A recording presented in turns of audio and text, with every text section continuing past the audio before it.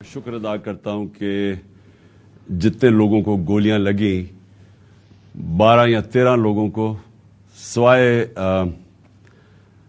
معظم شہید کے سب لوگ ہم بچ گئے، اور یہ خاص اللہ کا معجزہ ہے کہ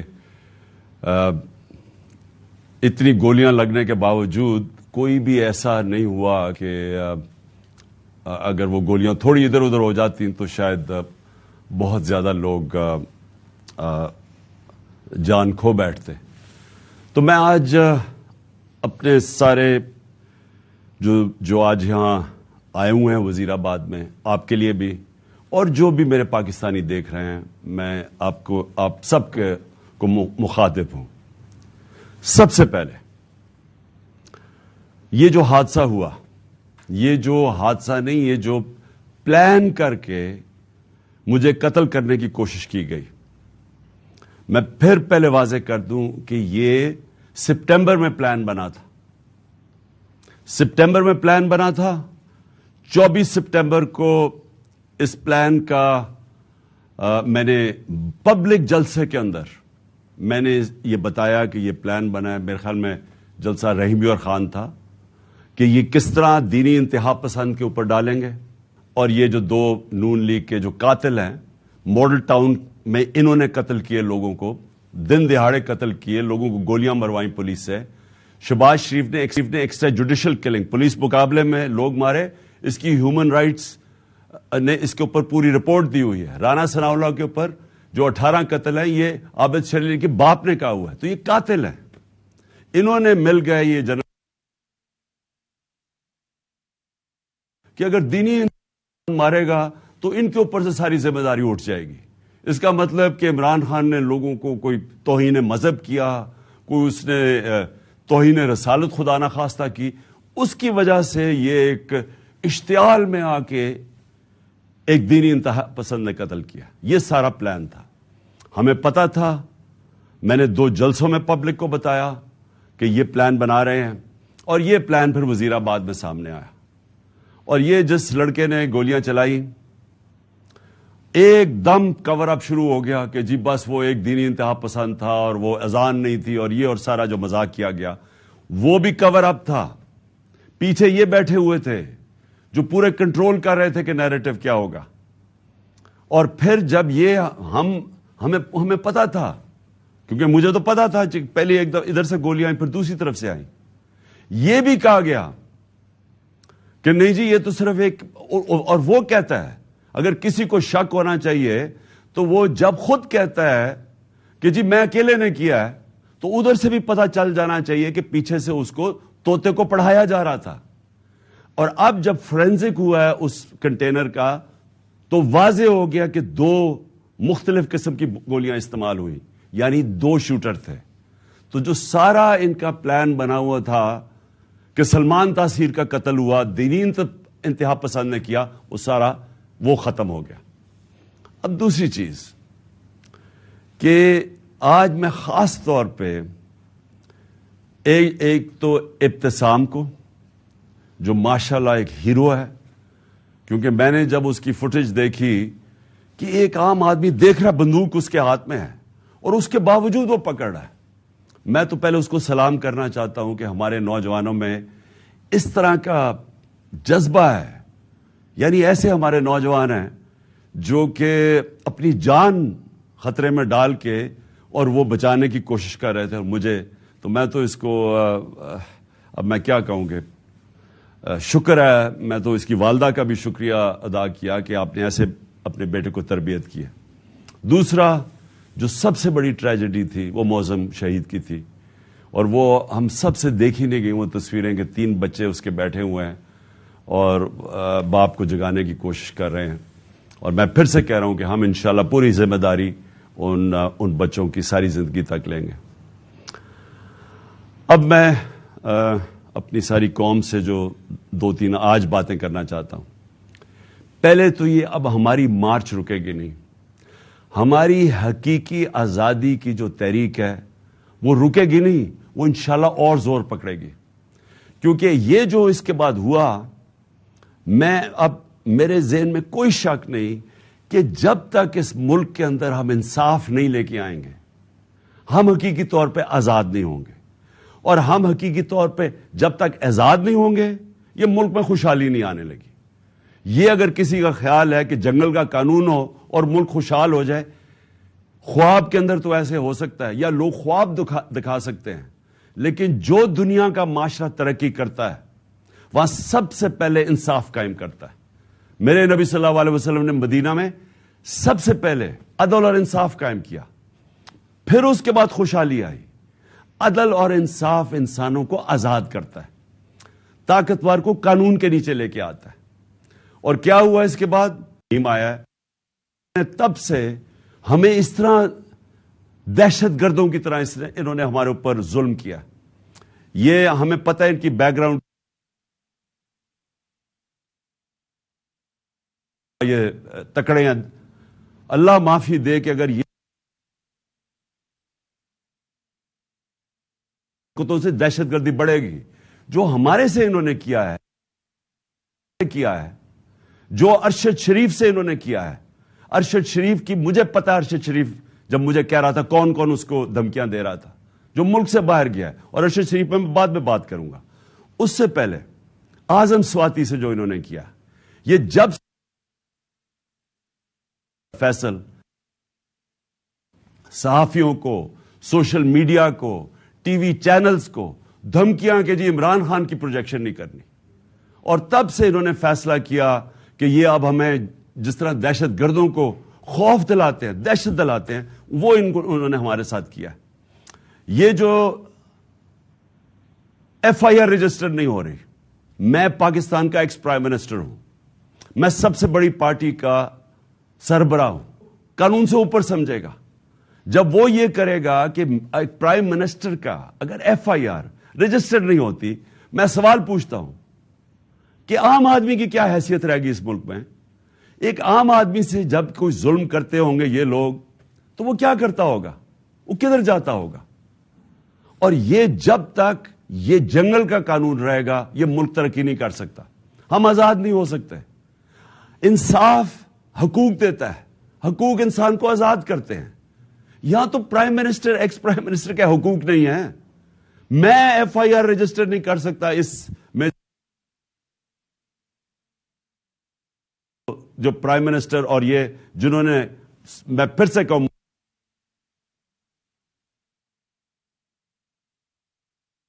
کہانیاں ہیں, اگر ان کے اوپر ہم نہیں کر سکتے تو فائدہ کیا؟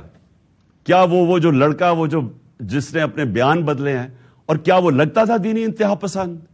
اسے ذرا دیکھیں, کیا وہ اس کی بیک گراؤنڈ ہے, کیا وہ اتنا کوئی دینی آدمی لگتا تھا کہ وہ جا کے کسی کو گولی مار دے گا؟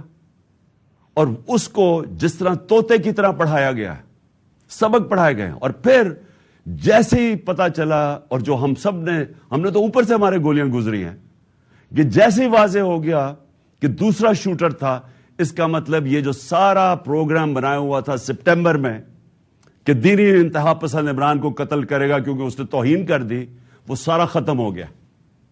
اور میں اس لیے سپریم کورٹ کے چیف جسٹس کو آج مخاطب کرنا چاہتا ہوں. دیکھیں سر, آپ کی بہت بڑی ذمہ داری ہے آج پاکستان پہ. قوم آپ کی طرف اب دیکھ رہی ہے. قوم یہ دیکھ رہی ہے کہ پاکستان کا ex prime minister first information report اپنی درج نہیں کروا سکتا, جو اس کا حق ہے. انویسٹیگیشن ہو, اس کے بعد پتا چل جائے کہ کیا جی جو ٹھیک ہے یا نہیں. میں اپنے سارے, جو مجھے پورا پتا ہے کہ یہ پلان کب سے بنا, کیسے بنا, وہ ویڈیو کس نے نکالی, کس ایجنسی نے, وہ کون سے ایجنسی, پھر کس طرح وہ پی ٹی وی نے 4 دن چلائی. اب پی ٹی وی 4 دن اس طرح کی چلا رہا ہے ویڈیو, اشتعال دینے کے لیے اور پلان کرنے کے لیے کہ جب یہ قتل کریں گے تو کہیں گے جی تو اس نے بڑی توہین کر دی مذہب کی.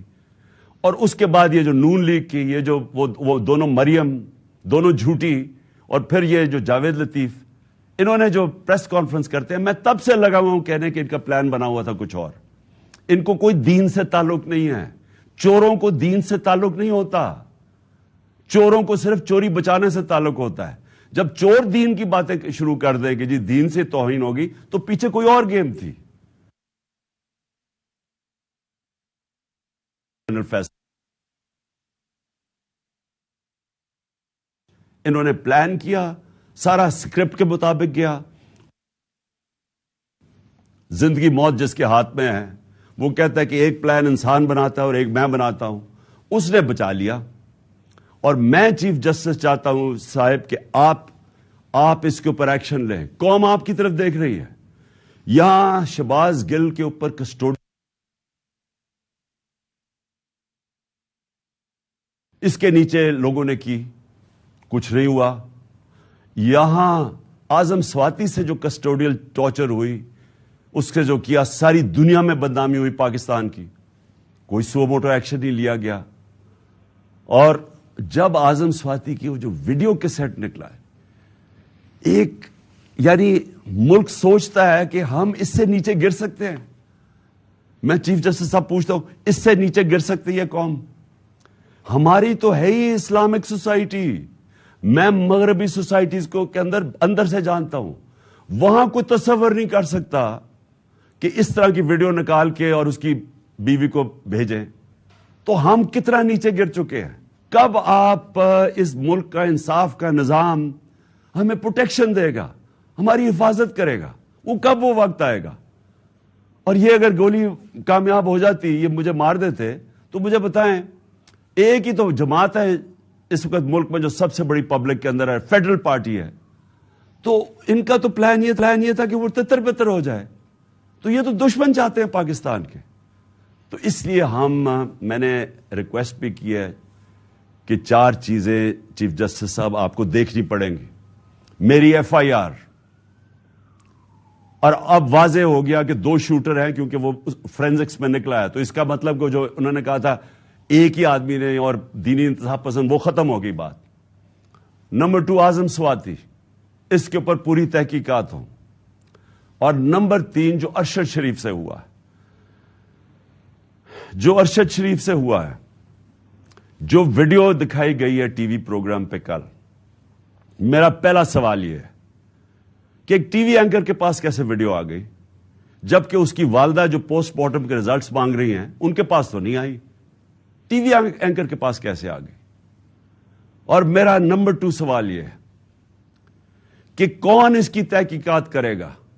کون اب کینیا سے کیوں نہیں انہوں نے کینیا فوری طور پہ لیٹر لکھا کینین اتھارٹیز کو, گورنمنٹ کو لکھنا چاہیے پوچھنے کے لیے کہ شروع کا تو بیان یہ تھا کہ جناب وہ رانگ آئیڈینٹی پہ مارا گیا ہے, اور اب واضح ہو گیا ہے کہ یہ ایک پلان کر کے تشدد کیا اس کے اوپر, اس کے بعد گولی ماری گئی.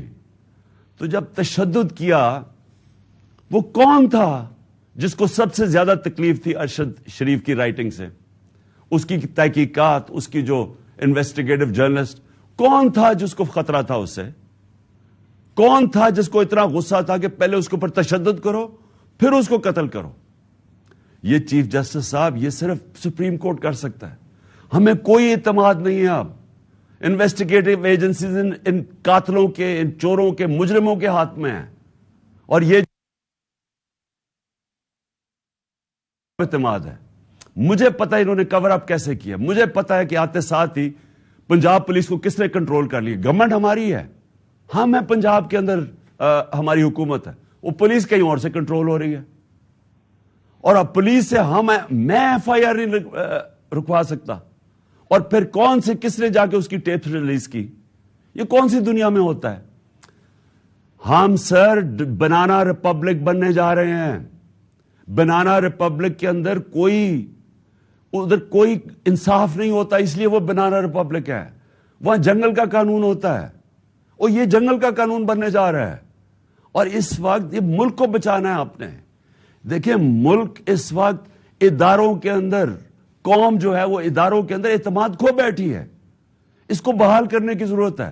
ملک اداروں کے بغیر نہیں چلتا, ادارے ملک کو چلاتے ہیں. مغرب میں اور ہمارے میں اور ڈیولپڈ ملک اور غریب ملکوں میں فرق ہی یہ ہے کہ ان کے ادارے مضبوط ہیں, کوئی قانون سے اوپر نہیں ہے. یہاں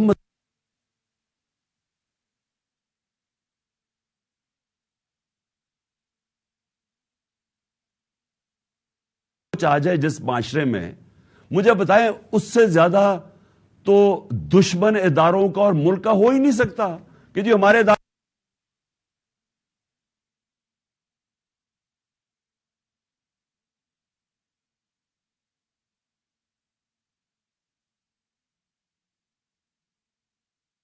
میرے نیچے تھی ایجنسیز، مجھے پتا کیسے چلتی ہیں ایجنسیز، مجھے اندر سے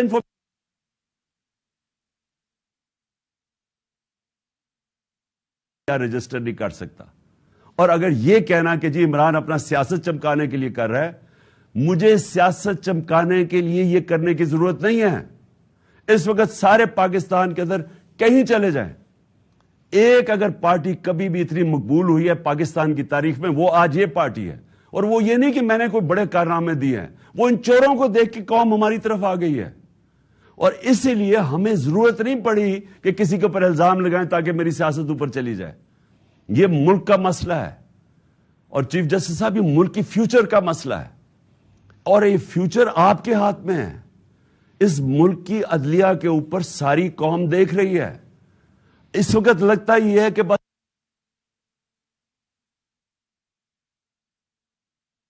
کوئی کھڑا ہی نہیں ہوتا، اور یہ ملک سے دشمنی ہو رہی ہے.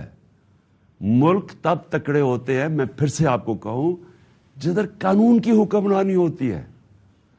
اور میں آخر میں خاص طور پہ پاکستان کی وکلا کمیونٹی کا خاص طور پہ شکریہ ادا کرتا ہوں کہ جس طرح وہ کھڑے ہوئے ہیں. اور مجھے خوشی یہ ہے کہ وکلا یہ سمجھ گئے ہیں کہ اب ان کی ذمہ داری ہے رول آف لا، قانون کی حکمرانی قائم کرنا پاکستان کی وکلا کمیونٹی کی ذمہ داری ہے. اور یہ ایک ڈیفائننگ مومنٹ ہے پاکستان میں. ہر وہ آدمی جو اس ملک میں رول آف لا چاہتا ہے، اور رول آف لا کے بعد ہی حقیقی جمہوریت آتی ہے، اور حقیقی جمہوریت ہی حقیقی آزادی ہوتی ہے. یہ سب اکٹھے چلتے ہیں. اس وقت کچھ بھی نہیں ہے یہاں. تو میں وکلا کے اوپر بھی آج ان کا شکریہ ادا کرنے کے بعد میں امید لگاتا ہوں کہ آپ اپنا رول پلے کریں گے. اور میں اپنے سارے جو آج لوگ آئے ہیں اور جو آج جدھر سے ہماری مارچ شروع ہو رہی ہے، میں آج سب کو پیغام دینا چاہتا ہوں کہ دیکھیں یہ عمران خان کے لیے نہیں ہو رہا سب کچھ، یہ آپ سب کے لیے ہو رہا ہے. یہ اس ملک کے مستقبل کی جنگ ہے. یہ اس قوم نے جیتنی ہے. آزادی قومیں اپنی آزادی کی جنگ جیتتی ہیں. عمران خان تو میں تو کوشش ہی کر سکتا ہوں، لیکن آپ سب نے اس میں شرکت کرنی ہے، کیونکہ مستقبل آپ کا ہے اور آپ کے بچوں کا ہے. اور جب تک کہ ایک قوم اپنی آزادی چھینتی نہیں ہے، آزادی کوئی پلیٹ میں نہیں دیتا، تو اس کے لیے جدوجہد کی ضرورت ہے. میں تیار ہوں، جب تک میں زندہ ہوں میں اس کی پوری جدوجہد کروں گا. جب تک میں زندہ ہوں میں کبھی پیچھے نہیں ہٹوں گا. اور میں انشاءاللہ پنڈی پہنچوں گا، اور جب یہ قافلہ انشاءاللہ پنڈی پہنچے گا میں ان کو وہاں ریسیو کروں گا. اور میں سارے پاکستان سے اپنے لوگوں کو انوائٹ کروں گا، سب کو کہوں گا آئیں، کیونکہ یہ اس وقت جو اس ملک کی حقیقی آزادی میں شرکت نہیں کرتا، وہ یاد رکھیں کہ وہ اللہ نے ہمارے دین کے اندر یہ ہمیں حکم دیا ہے کہ ظلم اور نا انصافی کے آپ مقابلہ کرو، جس کو کہتے ہیں جہاد. یہ اللہ کا ہوتا ہے. آزادی کے لیے کھڑے ہونا یہ اللہ کا حکم ہے ہمیں. اور امر بالمعروف کہ آپ اچھائی کے ساتھ کھڑے ہوں. یہ جو چور سارے اکٹھے ہو گئے اور اوپر بیٹھ گئے ہیں، قومیں چوروں کے خلاف اور کرپشن کے خلاف لڑتی ہیں. کوئی ایک آدمی نہیں کچھ ٹھیک کر سکتا. تو میں ساری قوم کو آج دعوت دیتا ہوں کہ ہمارے ساتھ اس مارچ میں شرکت کریں. اور انشاءاللہ جب میں پنڈی جس دن میں آپ کو دعوت دوں گا، آپ نے سب نے پنڈی آنا ہے اس ملک کی حقیقی آزادی کے لیے. شکریہ. پاکستان زندہ باد. تحریک انصاف کے چیئرمین عمران خان مخاطب تھے. وزیر آباد میں موجود لانگ مارچ کے شرکا سے آج وزیر آباد میں ایک بار پھر آغاز ہوا ہے. حقیقی آزادی مارچ کا ویڈیو لنک کے ذریعے لاہور سے عمران خان مخاطب تھے. کہتے ہیں وزیر آباد میں جتنے لوگ جمع ہیں ان کو سلام پیش کرتا ہوں. معظم شہید ہوئے, باقی 12 سے 13 لوگوں کو گولیاں لگیں اور سب بچ گئے. وزیر آباد آنے والوں سمیت تمام پاکستانیوں سے مخاطب ہوں. انہوں نے کہا کہ 24 ستمبر کو ہی جلسے میں بتا دیا تھا کہ میرے خلاف پلان تیار کیا گیا ہے, مجھے قتل کرنے کے لیے توہین مذہب کا رنگ دینے کی کوشش کی گئی ہے. اور ساتھ ہی انہوں نے کہا کہ جس طریقے سے وہ بیان دے رہا تھا اس سے پتہ چل رہا تھا کہ وہ طوطے کی طرح اسے پڑھایا گیا ہے.